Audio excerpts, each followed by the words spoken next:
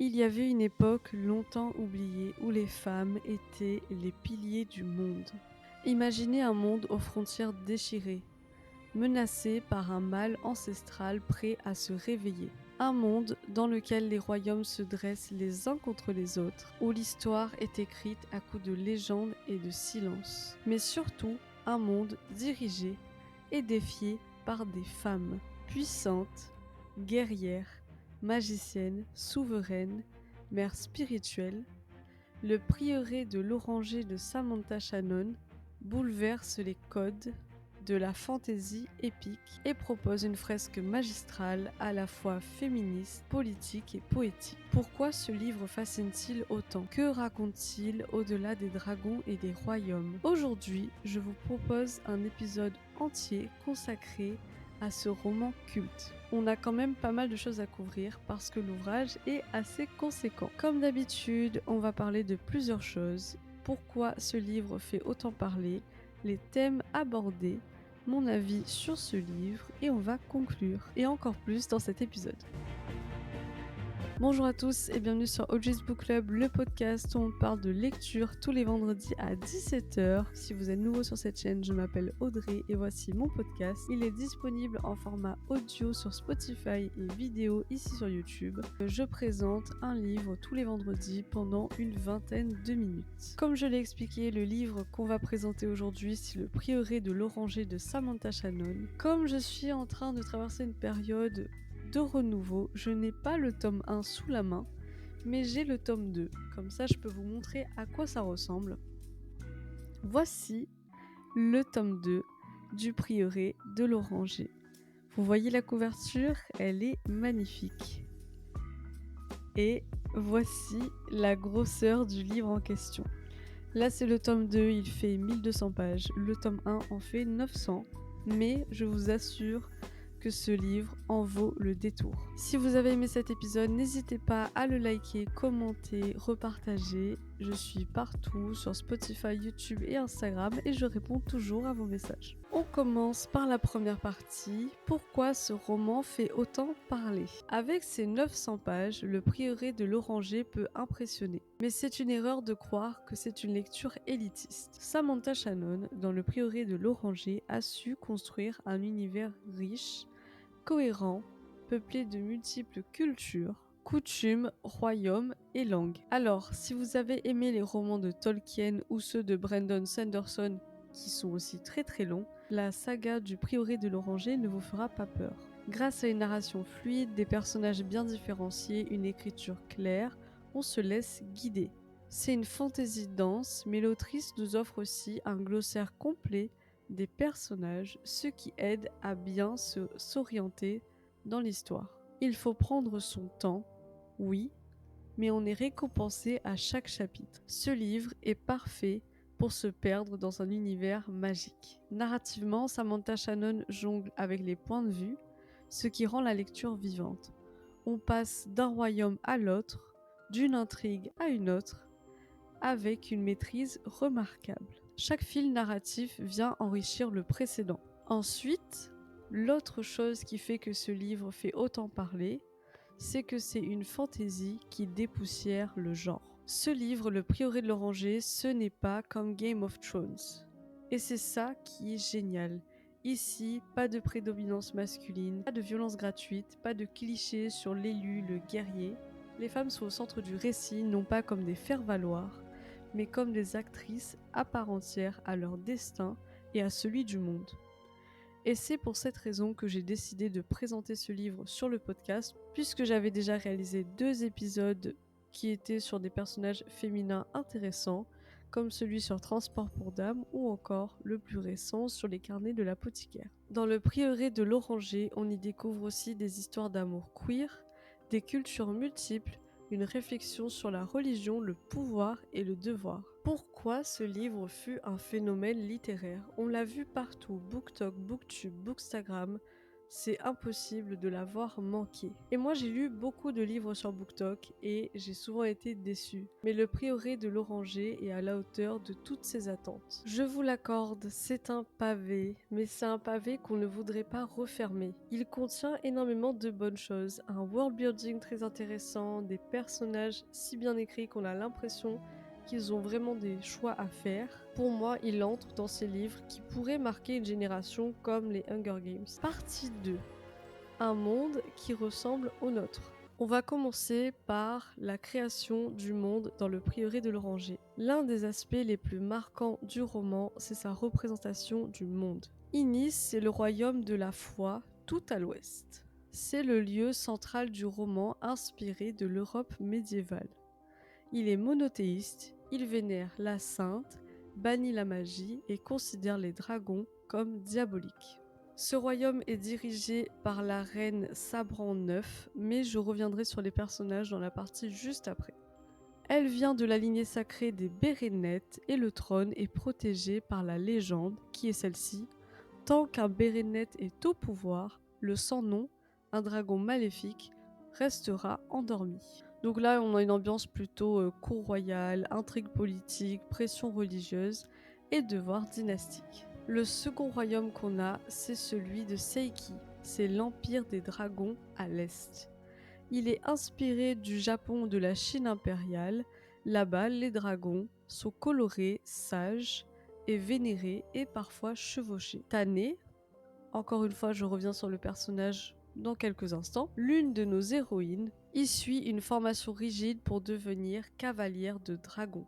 Là-bas, c'est la culture du mérite, du secret et du sacrifice. La magie est intégrée entièrement dans la vie des habitants du royaume de Seiki. C'est un royaume qui reste quand même très replié sur lui-même, mais qui va jouer un rôle dans cette histoire. Le troisième royaume que nous avons, c'est l'Assia, c'est la terre du désert et des femmes guerrières. Il est situé au sud-ouest, c'est un matriarcat puissant gouverné par les reines d'acier. C'est d'ailleurs là que se trouve le prieuré, mais je reviens dessus juste dans un instant, dans un désert sacré caché aux yeux du monde. La magie du feu y est préservée et transmise aux femmes du prieuré. Là-bas, le culte, c'est la déesse Cléolinde.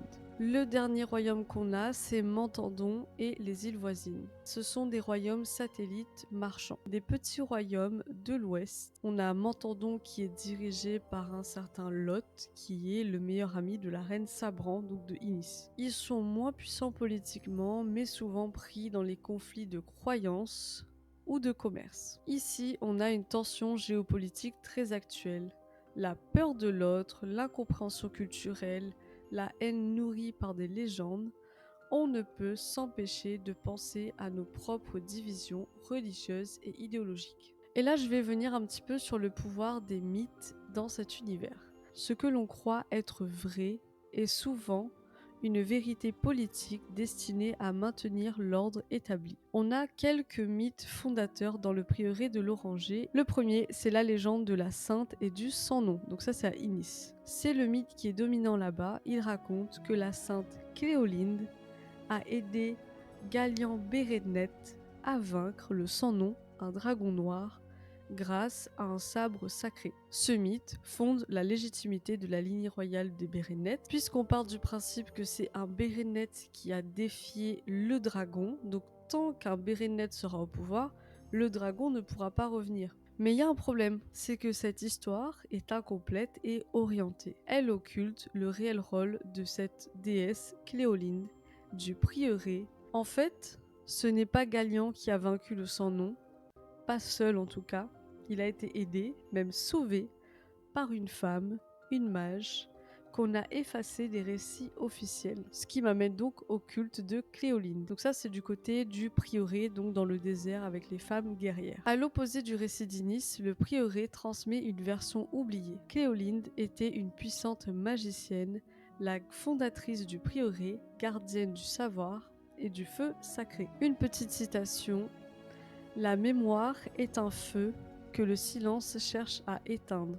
Le prieuré est la flamme que nous gardons vivant. Et un autre mythe que j'aime bien, c'est celui sur les dragons de l'Est. À Seiki, les dragons ne sont pas vus comme des monstres, mais comme des êtres sacrés liés aux éléments de la nature. La légende locale raconte que les dragons sont nés de la mer, du vent et de la lumière. Ils enseignent la sagesse et choisissent leurs cavaliers. Ce mythe structure toute la société de l'Est, mais il est méconnu, voire rejeté à l'Ouest. Au fil du roman, plusieurs personnages découvrent que les légendes sont souvent des récits de propagande. L'histoire du monde a été divisée en versions concurrentes, instrumentalisées pour servir la foi, la politique ou la peur. Ce livre, Le Prieuré de l'Oranger, invite donc à déconstruire ces récits. Qui les a écrits? Pourquoi et que cache-t-on? Samantha Shannon explore avec subtilité la manière dont les récits forment les nations,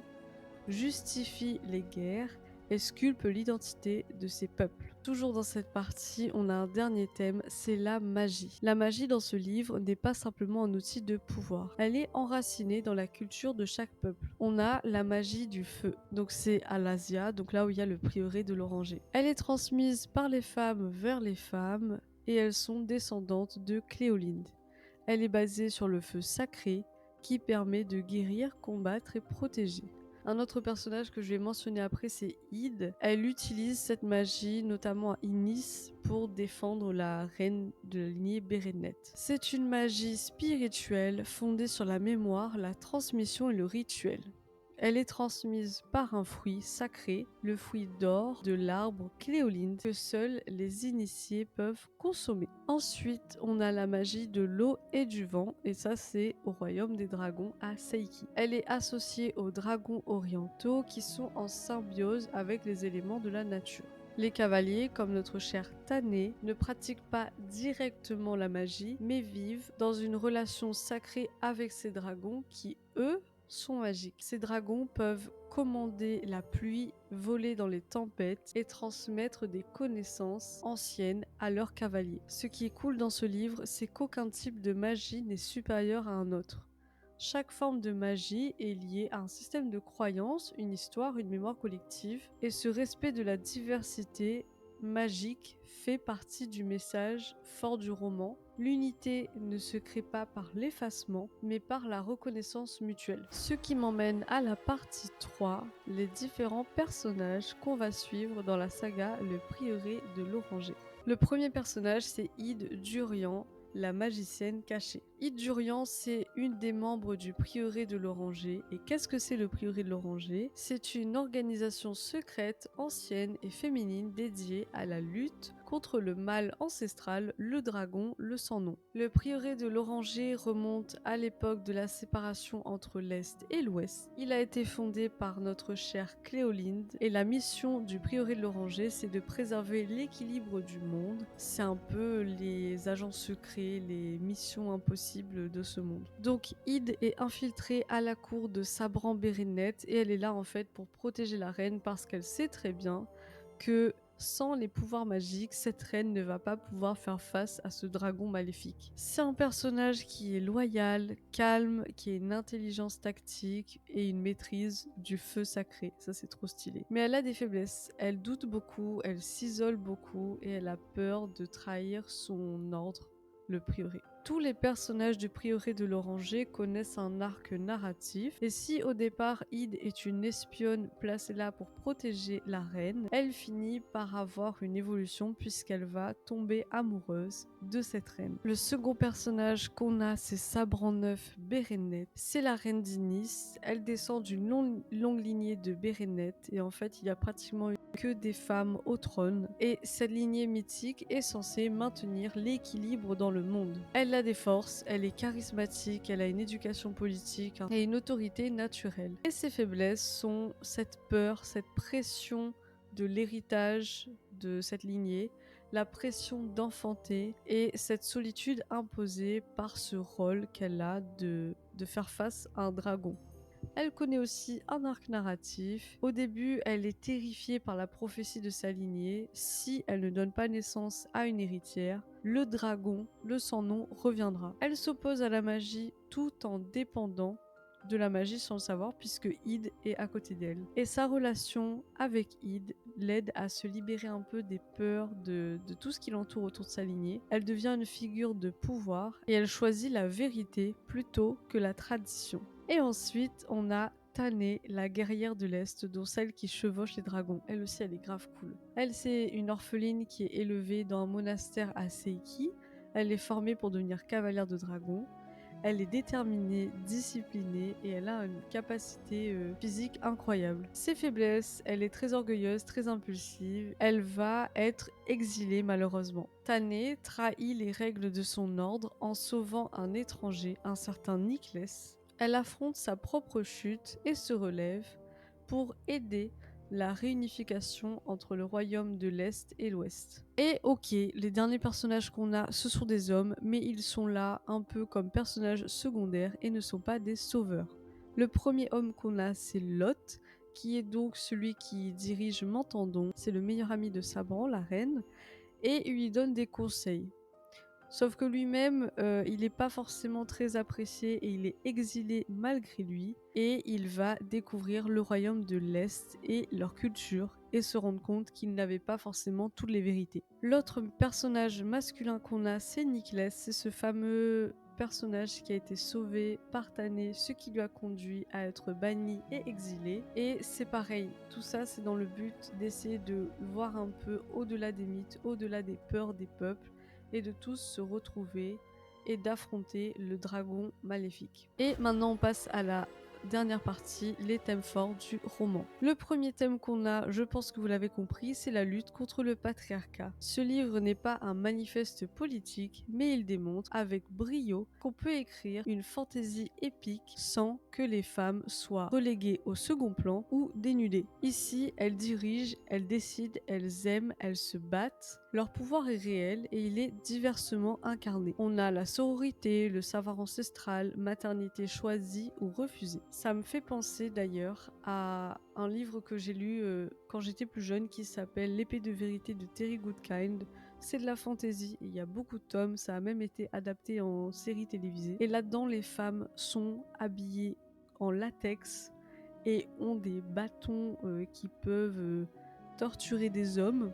Ou au contraire, c'est des nonnes. Il n'y a pas d'entre-deux. Le second thème qu'on a, c'est bien sûr réécrire les mythes. Le roman repose sur une question centrale, et si les légendes qu'on nous a transmises étaient fausses? Que se passe-t-il lorsqu'on découvre que nos dieux sont mortels, que nos récits sont manipulés? Ce thème est passionnant. Il pousse à remettre en question les fondements de nos sociétés. L'autre thème qu'on a, c'est la spiritualité versus le fanatisme. Le livre explore les dérives des dogmes religieux. Certains personnages vivent leur foi comme un lien intime au monde, d'autres comme un outil de pouvoir. Ce débat traverse le livre du début jusqu'à la fin sans jamais imposer une réponse unique. Et un dernier thème qu'on a, c'est un monde qui doit apprendre l'unité. À travers ces multiples intrigues, le roman Le Prieuré de l'Oranger pose une question. Comment faire la paix dans un monde fracturé? La réponse ne vient pas de la force ni du repli, elle vient de l'écoute, de la compréhension, de la transmission. Et cela donne au livre une résonance universelle. Je pense que vous l'avez compris, j'ai adoré cette lecture. Je sais que lorsqu'on regarde la taille du livre, on se dit mais mon Dieu, on va jamais s'en sortir. Mais je vous jure que c'est très très bien. C'est pas un livre qu'on va lire en une semaine. Moi j'ai pris quelques mois pour finir. Mais j'étais tellement contente lorsque le tome 2 était sorti parce que j'avais énormément apprécié le premier tome. J'apprécie ces personnages féminins forts, cette intrigue bien construite, ce world building qui est très très impressionnant. Il n'y a rien qu'on ne puisse pas aimer dans ce livre. On a des personnages cool, des dragons, de la magie. Je vous le conseille évidemment. On arrive à la fin de cet épisode. J'espère que cet épisode vous a plu. Si vous a plu, je vous invite à me dire si vous l'avez lu. Est-ce que vous voulez le lire un jour? Est-ce que vous aimez la fantasy? On arrive donc sur le dernier épisode de cette série concernant les personnages féminins forts. D'ailleurs, on arrive aux 3 derniers épisodes de la saison 2 de ce podcast avant que je prenne une petite pause puisque j'ai pas mal enchaîné depuis 2 ans. Les 3 derniers épisodes restants sont 2 livres, donc 2 épisodes sur le Japon encore, et un dernier où ça va être un bilan, un retour sur cette saison, et vos commentaires et vos avis sur cette saison aussi, donc n'hésitez pas à faire un retour, que ce soit ici ou ailleurs, en privé, comme vous voulez. Et je vous dis à très bientôt pour un nouvel épisode.